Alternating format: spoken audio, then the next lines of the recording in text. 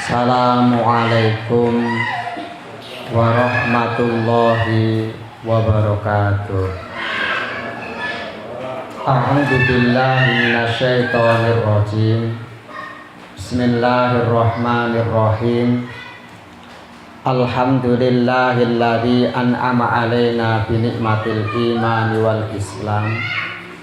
Wassalatu wassalamu ala habibina wa syafi'ina wa qurrati a'yunina sayyidina wa maulana Muhammadin wa ala alihi wa sahbihi ajma'in, amma ba'd.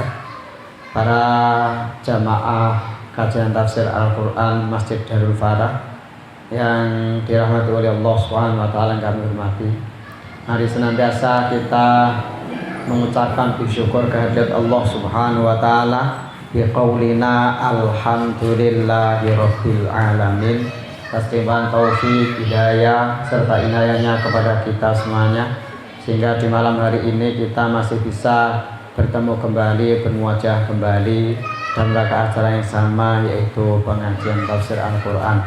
Sholawat dan salam semoga senantiasa tercurah dan terlimpah kehadirat Nabi besar Muhammad Sallallahu Alaihi Wasallam, karena beliaulah yang telah memberikan bimbingan, tuntunan, uswatun hasanah kepada kita semuanya. Baik hadirin yang dirahmati oleh Allah Subhanahu wa ta'ala, pada malam hari ini kita sudah sampai halaman 362 surat Al-Furqan ayat 30. Surat Al-Furqan ayat 30 halaman 362. Bismillahirrahmanirrahim. Wa qala ar-rasulu ya rabbi inna qaumi ittakhadhu hadzal qur'ana mahjura. Dan Rasul Muhammad berkata, ya Tuhanku, sesungguhnya kaumku telah menjadikan Al-Quran ini diabaikan. Wa qala rasulu ay Muhammad ya rabbi inna qaumi ittakhadhu hadzal qur'ana mahjura.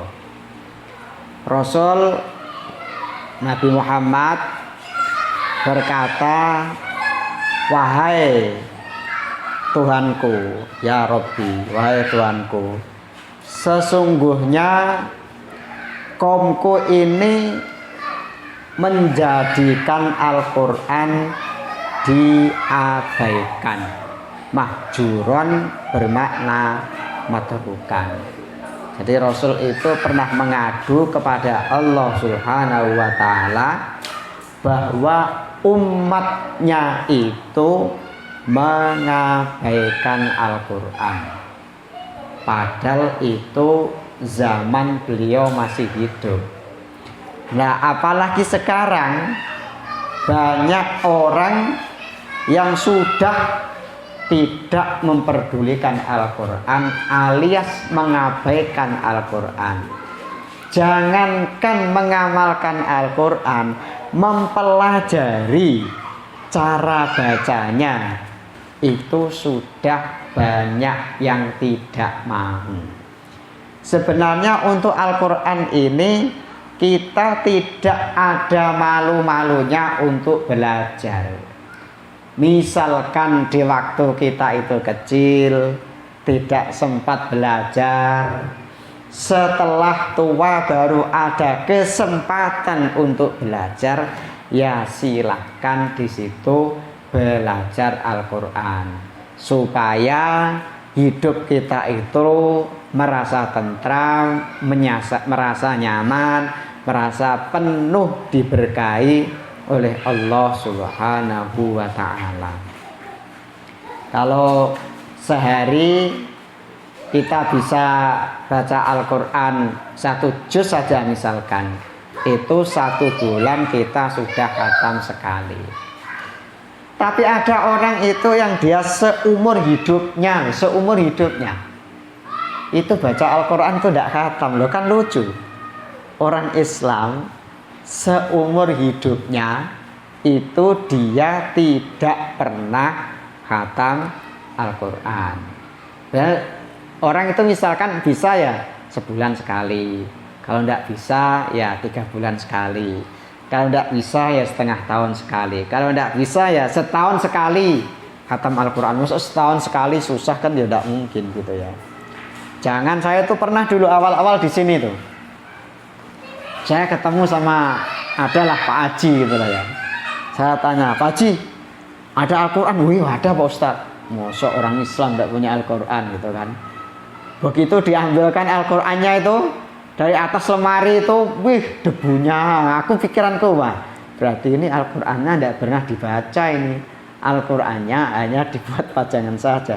Benar dia punya, tapi tidak pernah dibaca. Al-Qurannya itu hanya dijadikan jimat saja, penunggu rumah, supaya jin, setan, dedemit tidak berani masuk ke dalam rumahnya.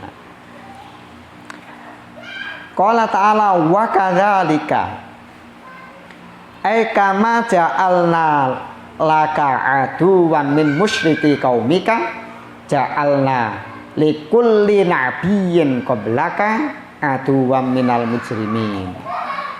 Sebagaimana kami menjadikan bagimu Muhammad musuh dari orang-orang musyrik, maka kami jadikan untuk setiap nabi sebelum kamu juga mempunyai musuh orang-orang yang musyrik, orang-orang yang mujrimin, musyrikina.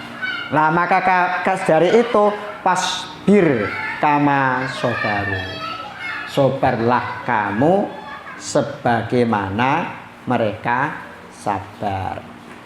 Loh, kadang orang itu memang begitu, berjuang agama itu kan honor tetapnya kan tidak ada, tapi ya masih banyak orang yang iri, masih banyak orang yang komen, katanya Pak Ustadz ini, kurang itulah, tidak bisa inilah, tidak bisa itulah, tidak tepat waktulah.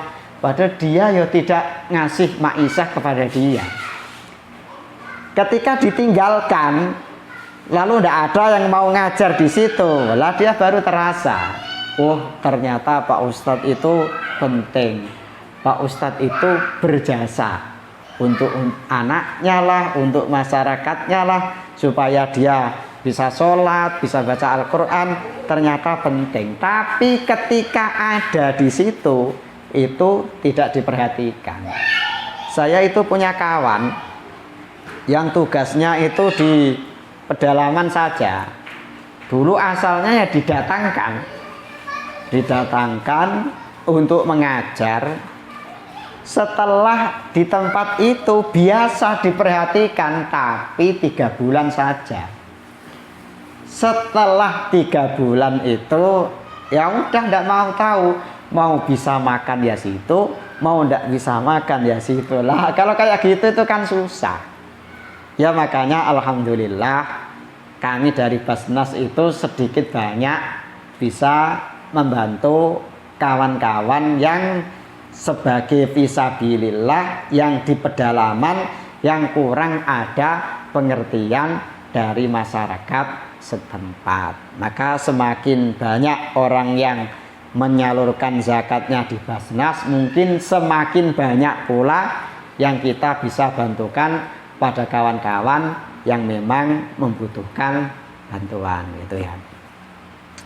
Kalau misalkan kayak gitu itu ya memang sudah ada orang pasti kalau berjuang itu ada rintangan.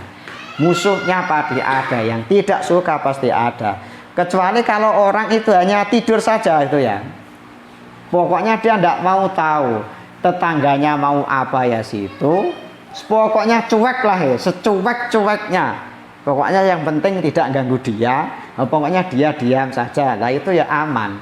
Tapi setiap kita itu mau melakukan kebaikan, rintangan itu pasti ada.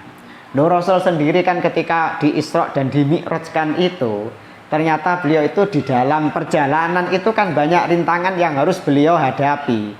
Kenapa? Karena ini adalah satu kebaikan. Kalau kebaikan itu yang jelas setan itu selalu berusaha mengganggu, menggoda supaya orang itu tidak jadi melakukan kebaikan.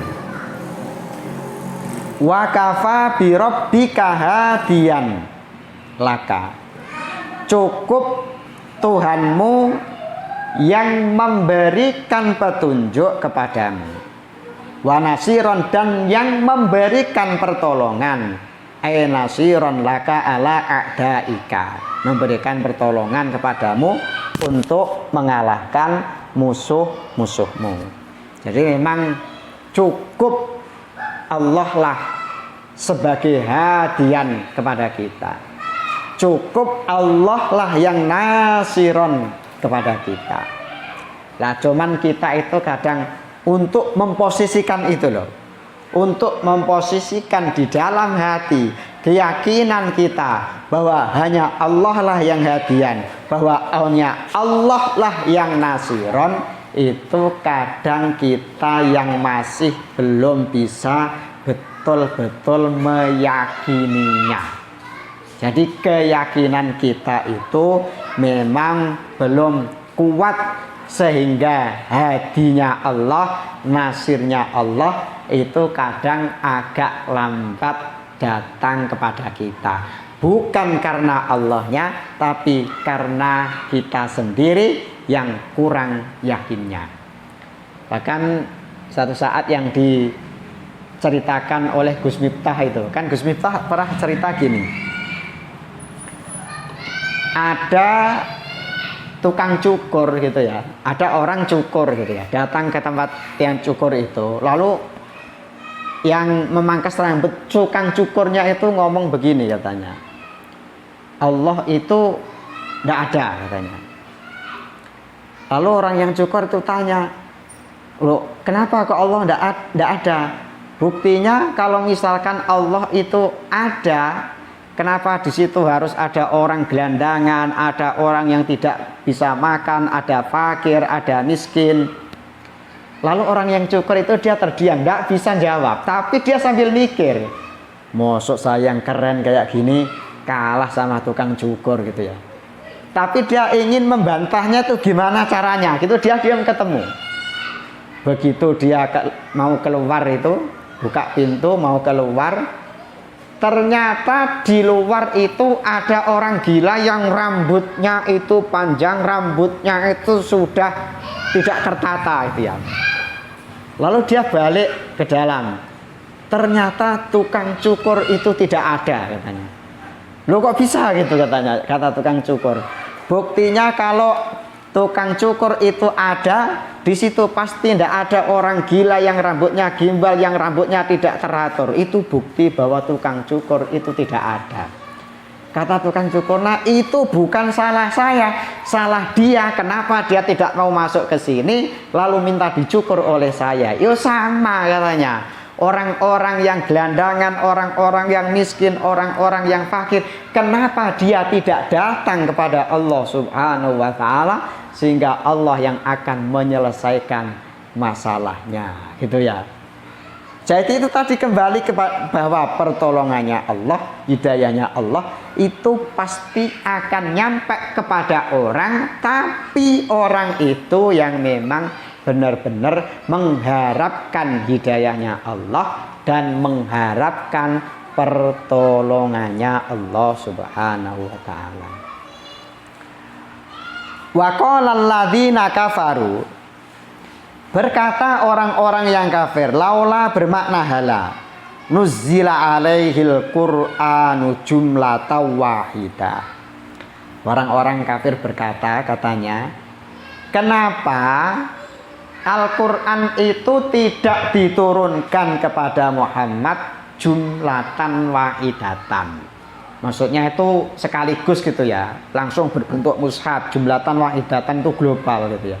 Kenapa kok Al-Quran itu tidak diturunkan jumlatan wahidatan sekaligus? Kat Taurat, wal Injil wal Zabur. Sebagaimana kitab Taurat, kitab Injil, kitab Zabur.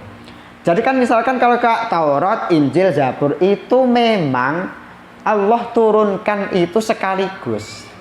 Tidak seperti Al-Quran yang berangsur-angsur seperti yang sudah kita sampaikan kemarin itu sampai 23 tahun. Nah, kenapa? Kadzalika mutafarriqon linusabbita bihi fu'adak nuqawwi qalbaka. Al-Quran diturunkan sedikit-sedikit itu supaya Allah menguatkan, menetapkan Al-Quran itu di dalam hatimu. Nah, kita aja contoh misalkan kita itu menghafal itu pasti tidak banyak-banyak dulu. Menghafal itu kayak saya dulu itu yang sudah saya alami itu, tidak ada kita itu lalu sehari menghafal sejuz, itu tidak ada. Menghafal itu paling pagi setengah lembar, sore setengah lembar, berarti itu 1 lembar.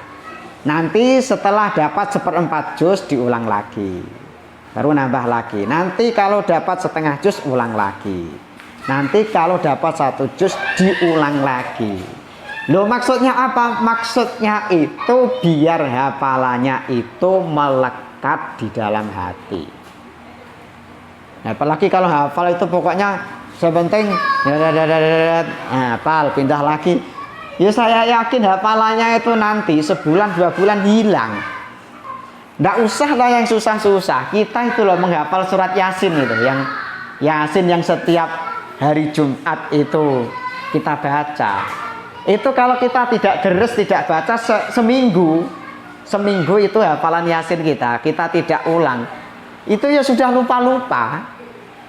Nah, maksudnya itu Allah turunkan Al-Quran tidak jumlatan wahidatan alias mutafarriqon, itu yaitu tadi supaya hafalan itu melekat di dalam hatinya baginda Nabi besar Muhammad Sallallahu Alaihi Wasallam. Nah, hafalan Al-Quran ini dia itu kalau tidak diulang, tidak dimurojaah, diterus bahasa Jawane, itu dia cepat hilangnya.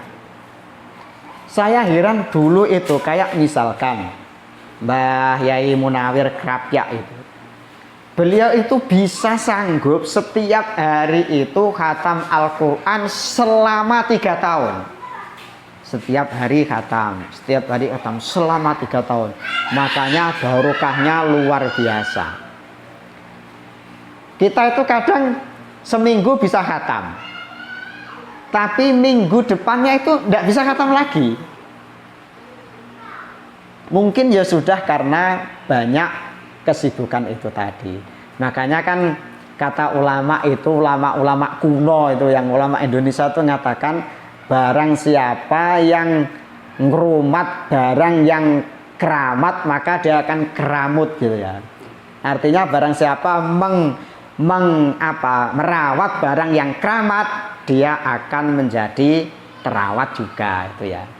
Coba kalau orang-orang yang hafal Al-Quran, yang benar-benar dia itu menjaga hafalannya, tidak ada hidupnya yang sengsara. Soalnya Allah yang jamin kehidupan dia. Nah, kalau ada orang hafal Al-Quran lalu hafalannya maret-maret, hidupannya maret-maret, ya bukan salah Allah. Salah dia kenapa? Sudah diberi sesuatu yang paling agung, yang sangat azimah, tapi dia tidak mau merawatnya. Jadi menurut saya begini, menghafal Al-Quran itu bagus, tapi kalau hanya menghafal saja itu justru akan menjadi kurang baik bagi si penghafal itu sendiri. Kok bisa? Soalnya kalau misalkan dia hanya hafal saja, dia melakukan ini, melakukan itu, ternyata ini tidak boleh, ini haram, tapi dia tidak tahu, lo kan berarti tidak baik untuk dia. Menghafalnya baik, hafal Al-Qurannya baik, tapi karena dia itu tidak pahamnya itu, menjadikan dia tidak Baik, dicontohkan misalkan seorang itu diberi surat oleh presiden misalkan. Dia disurati presiden besok tanggal 5 November diminta untuk ke istana misalkan. Begitu senangnya dia dibaca terus itu surat. Baca terus, dapat surat nih dari presiden. Nanti tanggal 5 November diminta menghadap ke istana. Loh karena dia itu tidak paham, hanya baca terus gitu ya. Setelah tanggal 5, begitu tanggal 5 pas waktunya dia datang ke istana, tapi dia tidak datang. Kecewa apa enggak presiden? Ya, kecewa gitu ya. Jadi makanya silahkan kalau misalkan kurang begitu paham, ya udah silahkan terjemahnya itu ada. Tapi terjemahnya itu kalau hanya terjemah saja itu kurang. Tafsirnya itu ada. Sekarang banyak tafsir itu yang sudah diterjemah ke dalam bahasa Indonesia. Ada misalkan tafsir Al-Munir yang berbahasa Indonesia ada. Kemudian tafsir Jalalain bahasa Indonesia ada. Tafsir Al-Marawi ada. Kemudian tafsir ini punya Quraish Shihab itu Al-Misbah itu juga berbahasa Indonesia. Tinggal kemauan kita mau atau tidak mempelajari Al-Quran. Itu pula kenapa kiranya saya itu kemana-mana itu pengajiannya tuh tafsir. Soalnya saya takutnya itu kalau lalu tidak ada yang peduli mau belajar tafsir, mau memahami Al-Quran. Nah kalau sudah orang Islam sendiri tidak mau memahami Al-Quran, lalu siapa yang mau memahaminya gitu ya, yang mau mengamalkannya kalau tidak kita orang-orang Islam itu sendiri. Warattalnahu tartila, dan bacalah Al-Quran itu dengan tartil. Di ayat lain Allah katakan warattilil Qur'ana tartila, bacalah Al-Quran itu dengan tartil. Tartil itu maksudnya ya pelan-pelan itu, pelan-pelan, panjang pendeknya gitu ya. Cuman kadang orang itu kalau sudah tua itu belajar itu ya susahnya makhrajnya itu loh, makhrijul hurufnya terutama tuh susahnya itu. Soalnya saya itu sering buktikan di majelis taklim itu, ya Allah, kadang itu loh. Orang itu ngaji kalau kita kan misalkan ghairil maghdubi alaihim waladdallin, dia itu bisa bacanya ghairil maghdubi. Loh kok bisa? Oh ini itu kok bisa jadi ghairil itu loh, dari mana? Dulu itu asalnya belajarnya itu gimana? Pertama saya itu dikasih tahu ya enggak percaya. Mau seorang baca ghairil maghdubi kok ghairil maghdubi. Ternyata setelah saya itu ke majelis taklim memang bener adanya. Wah Allah, susah kadang kita. Tetapi tetap saya kasih semangat gitu, Bu. Misalkan doan itu tetap susah membaca Al-Qur'annya, masih terbata-bata, ndak apa-apa. Kata Rasul itu walladzi yaqra'ul Qur'an wa yatata'u fihi wa wali syakkun lahu ajrone. Barang siapa yang baca Al-Qur'an itu yatata'ta, dia itu terbata-bata, dia dapat pahala dua. Satu, dia pahala membacanya. Dua, karena pahala semangatnya itu tadi. Semangatnya. Cuman sekali lagi, tidak boleh kita itu belajar Al-Quran tanpa guru. Ini kalau Al-Quran tidak boleh kita itu otodidak. Tidak boleh. Soalnya sanadnya ini harus nyambung ke Rasulullah. Misalkan saya ngaji dengan guru saya. Guru saya lagi ngaji pada gurunya terus sampai tabi'in, sahabat, sampai Rasulullah, sampai malaikat Jibril, sampai Allah Subhanahu wa taala. Tapi kalau ngaji ya gitu, jangan sampai khatam. Biar ngaji dulu khatam, misalkan ngaji sampai saya. Biar sampai khatam dulu. Lalu kalau misalkan mau pindah, mau tabarukan silahkan. Biar itu jelas sanadnya gitu ya, jangan ngaji sama saya baru setengah lalu pindah ngaji lagi lah, itu nanti rancu gitu ya urusan sanadnya tuh. Nah, baca Al-Quran itu warattilil Qur'ana tartila.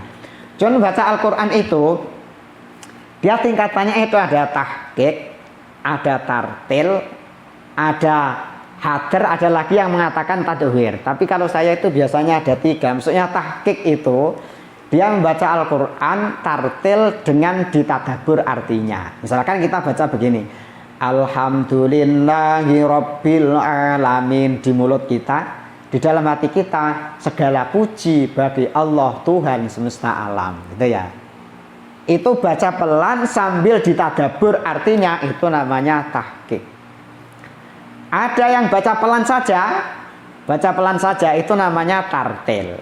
Misalkan dia baca Ar-Rahmanir Rahim Maliki Yaumiddin tapi tanpa ditadabbur artinya, itu tartil. Ada lagi bacanya yang dia cepat, itu namanya hadr, sekedar gitu ya. Cuman meskipun cepat, itu makhorijul hurufnya harus tetap terjaga. Cuman misalkan seperti mad jaiz, mad wajibnya itu boleh dikurangi. Nah, contohnya apa? Kayak orang-orang yang simaan Al-Quran itu. Kan kita sering, misalkan sehari dia khatam gitu ya. Kan pasti bacanya tidak tartil, tidak mungkin kalau tartil. Misalkan begini, innalladzina kafaru sawa'un 'alaihim a andzartahum am lam tundirhum la yu'minun khatamallahu 'ala qulubihim wa 'ala sam'ihim wa 'ala absarihim ghishawatu wa lahum 'adzabun 'adzim. Itu namanya hadr. Dulu saya itu kalau biasa baca Al-Quran ini biasa, saya sih tidak cepat bacanya.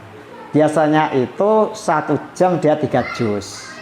1 jam pasti 3 juz. Berarti kalau 30 juz itu kan butuh waktu 10 jam. Nah kalau misalkan agak cepat lagi, itu biasanya 1 jam itu saya bisa dapat 3 juz setengah. Soalnya saya itu tidak bisa cepat. Kalau ada yang bisa cepat lagi, itu dia 1 jam bisa sampai 4 juz. Tapi kadang orang hafal Al-Quran itu ada yang dia itu bacanya itu tidak jelas gitu ya. Dolimin, kafirin. Nah, kalau kayak gitu tuh tetap tidak boleh. Tidak boleh. Dia meskipun khataman secara cepat itu tetap harus jelas makhorijul hurufnya. Nah kalau biasa-biasa ya udah bacanya itu ya warotalnahu tartila. Baca Al-Quran itu dengan tartil.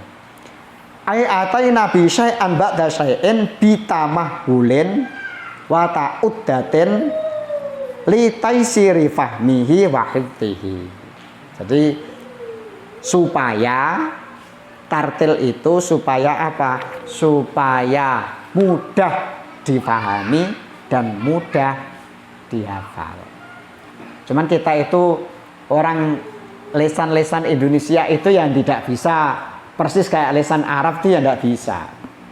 Di Indonesia itu kan macam-macam. Ada yang dia itu mengucapkan zo itu susah. Minaz zolimin ya tidak bisa. Minaz zolimin ada ya kan. Ada yang dia itu ain itu ya tidak bisa. Ada alhamdulillahirabbil ngalamin ada. Macam-macam di Indonesia itu. Yang mengucapkan dan tidak bisa ya ada. Andada itu ya banyak. Ya macam-macam ya. Soalnya memang lesannya adalah lesan Indonesia. Nah yang penting itu sudah berguru ya. Tetap berguru gitu ya.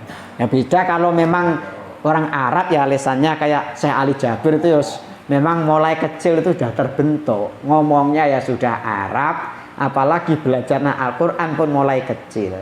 Nah kadang kita itu sudah tidak orang Arab, belajar Al-Qurannya sudah ketika dewasa, ya dimaklumi saja gitu ya.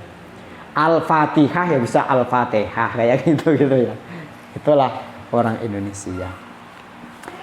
Wala ya'tunaka bimasalin illa ji'naka bil haqqi wa ahsana tafsira. Tidaklah mereka datang kepadamu dengan contoh fi ibtali amrika untuk membatalkan perkaramu illa ji'naka bil haqqi, kecuali aku datangkan kepadamu hak ad-dafi lahu yang menolak masalnya orang-orang kafir tadi. Wa ahsana tafsiran dan lebih baik penjelasannya ay bayanan lahum. Jadi kan Al-Quran itu kan mengajarkan kita tentang bagaimana berargumentasi dengan benar. Contoh misalkan gini, kayak orang kafir itu datang kepada Nabi Muhammad, ya Muhammad, kita ini masalahnya banyak, problemnya kita itu banyak. Kalau Tuhan kita itu hanya satu, kan tidak bisa mengatasi masalah problem yang banyak. Lalu Rasul mengatakan begini, sekarang begini, kalau misalkan kamu itu punya majikan banyak, dengan majikan satu enak mana? Kalau majikan banyak itu banyak perintahnya, banyak kemauannya. Kalau majikan satu itu ya tunggal, tidak banyak perintahnya, tidak banyak kemauannya. Kamu pilih mana? Pilih majikan yang banyak atau pilih majikan yang satu. Kalau majikan banyak berarti perintahnya banyak. Oh begitu ya. Kalau begitu Tuhan ya begitu. Tuhan banyak dengan Tuhan satu ya enak dengan Tuhan satu. Soalnya nanti antara Tuhan satu dengan satu akan terjadi perdebatan. Dia ingin ciptakan hujan malam ini, tidak boleh. Jangan, malam ini jangan hujan. Soalnya di Darul Falah mau ada kajian misalkan gitu. Ya satunya tidak apa-apa untuk menguji keimanan mereka sampai ke jauh mana. Loh kalau gitu kan Tuhan kok berdebat tuh gimana? Tidak bisa gitu ya. Makanya Tuhan itu ya satu. Wa ilahukum ilahu wahid. Ilahukum Tuhan kalian itu ilahun wahid, yaitu Tuhan yang satu, yaitu Allah Subhanahu wa ta'ala. Hum alladzina yuhsyaruna ala wujuhihim ayusqawna ila jahannama. Mereka itu adalah orang-orang yang dikumpulkan dengan diseret mukanya ke neraka jahanam. Orang-orang yang dikumpulkan di neraka jahanam dengan diseret wajahnya. Siapa ya orang-orang yang bantah Rasul itu tadi? Orang-orang yang ngeyel Rasul tadi, yang tidak percaya dengan Al-Quran, yang menjadikan Al-Quran mahjuro itu tadi. Yaitulah orang-orang yang nantinya diseret oleh Allah Subhanahu wa ta'ala ke dalam neraka jahanam. Ulaika syarrum makana. Jahanam itu sejelek-jeleknya tempat tinggal. Wa jahannam ulaika syarrum makana wa adhallu sabila, dan lebih sesat jalannya. Ay aqta'u tariqan min ghairihim. Maksudnya orang-orang yang membantah Rasul, yang menjadikan Al-Qur'an mahjuron itu orang-orang yang sesat jalannya dibanding yang lainnya. Wa kufruhum, jalan yang sesat apa? Yaitu kekafiran mereka, keingkaran mereka terhadap uluhiyahnya Allah Subhanahu wa ta'ala. Walaqad atayna Musal kitaba. Nah, ini sekarang sudah berbeda. Sungguh kami berikan kepada Nabi Musa Alkitab, ayat Taurat. Wa ja'alna ma'ahu akhahu Haruna wazira. Dan kami jadikan bersama Nabi Musa saudaranya Harun waziron sebagai penolong. Jadi Nabi Harun sama Nabi Musa ini kan abang beradik. Cuman Nabi Harun ini jadi nabi itu atas proposalnya Nabi Musa. Soalnya Nabi Musa itu kan al-sak itu agak cedal lesannya itu. Sehingga kalau misalkan berargumentasi itu kurang jelas. Beliau meminta supaya di situ saudaranya Harun itu dijadikan menjadi nabi. Kan ada 3 nabi itu yang hidupnya tuh zamannya itu sezaman tuh ya, tapi tidak selevel gitu ya. Ada 3 nabi yang dia itu hidupnya itu satu zaman, tapi kalau levelnya itu tidak selevel. Satu ya termasuk Nabi Musa dengan Nabi Harun. Tentunya Musa dengan Harun tidak selevel karena jadi nabinya Harun itu atas permohonan Nabi Musa. Lalu ada Nabi Ibrahim dengan Nabi Lot, itu ya sezaman, cuman itu tidak selevel. Soalnya pernahnya si Nabi Lot itu masih keponakan dan bisalah anggap itu masih menjadi muridnya Nabi Ibrahim. Nah, yang hidup sezaman tapi selevel itu ya Nabi Yahya dengan Nabi Isa. Nabi Yahya dengan Nabi Isa. Nabi Isa kan putra Maryam. Kalau Yahya ini kan putra Nabi Zakaria. Ini ya masih saudara, tapi ini selevel, alimnya sama gitu ya. Alimnya sama. Nabi Yahya dengan Nabi Isa. Sehingga Allah katakan, ya Yahya khudil kitab biquwwah wa atainahul hukma sobiyya. Jadi masih kecil itu Nabi Yahya itu sudah diberi wahyu oleh Allah Subhanahu wa taala. Nabi Isa ya begitu. Dia wa yukallimun nasa fil mahdi wa kahla. Bisa berbicara dengan manusia itu fil mahdi wa kahla. Masih berada di dalam ayunan itu sudah bisa berbicara. Itu namanya Nabi Isa dengan Nabi Yahya itu selevel dan sezaman. Kemudian faqulna haba ilal qaumil ladzina kadzdzabu bi ayatina fadammarnahum tadmira. Kami katakan idhaba, pergilah kamu berdua ilal qaumi pada kaum alladzi kadzdzabu bi ayatina, yang mendustakan ayat-ayat kami, yaitu Kipti, kaum Kipti, Fir'aun wa qaumihi. Maksudnya Fir'aun dan kaumnya. Fadzaba ilai birrisalah fakadzabuhuma. Lalu Musa dan Harun datang ke tempat Fir'aun, tapi keduanya didustakan kerasulannya. Tapi ini kalau di dalam surat Toha itu, meskipun Fir'aun itu sudah orang yang paling paling kufurnya kufur gitu ya. Soalnya dia itu sudah menganggap sebagai Tuhan. Kalau ini gelapnya kegelapan itu lah, rajanya gelap kegelapan itu ya. Tapi Nabi Musa dan Harun itu masih dipesankan oleh Allah faqula lahu qaulal layyina. Masih disuruh bertutur kata dengan lemah lembut. Apalagi kita itu misalkan penguasa kita, pemimpin kita, kan levelnya masih tetap di bawah Fir'aun. Tidak baiknya itu. Makanya ya kita harus berlemah lembut kepada orang-orang yang menjadi pemimpin kita. Ini sudah jelas perintahnya dalam Al-Quran ya. Fadammarnahum tadmira. Kemudian kami binasakan mereka tadmiron, sungguh dengan membinasakan, sungguh membinasakan. Fadammarnahum tadmira ay ahlaknakum ihlakan, ahlaknahum ihlakan. Wa qamanu lamma kadzabur rusul.